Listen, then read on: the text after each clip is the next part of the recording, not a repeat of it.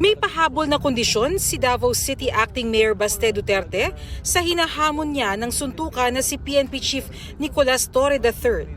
Pakiusapan mo yung amo mo na presidente and let it come out of his mouth that all elected officials should undergo a hair follicle drug test.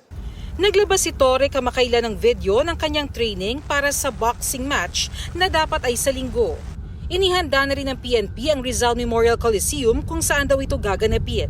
Bukod sa kondisyong drug test, humingi rin si Congressman Pulong Duterte ng waiver mula kay Torre na walang legal na pananagutan ng kapatid kung may mangyari sa kanila sa boxing. Kanina sinabi ng NBI na umalis ng bansa si Baste patungong Singapore. Sinisikap namin hinga ng pahayag sina Duterte at Torre. Credit card, debit card at e-wallet pwede nang pambayad sa pasahe sa MRT3. Hindi na kailangan pumila sa ticket counter, diretso tap o scan na sa turnstiles. Ayon sa DOTR, walang dagdag sa pasahe ang paggamit ng cashless payment options. Plano ring gawin ito sa LRT1 at LRT2. Bernadette Reyes, nagbabalita para sa GMA Integrated News. Huwag magpahuli sa mga balitang dapat niyong malaman. Mag-subscribe na sa GMA Integrated News sa YouTube.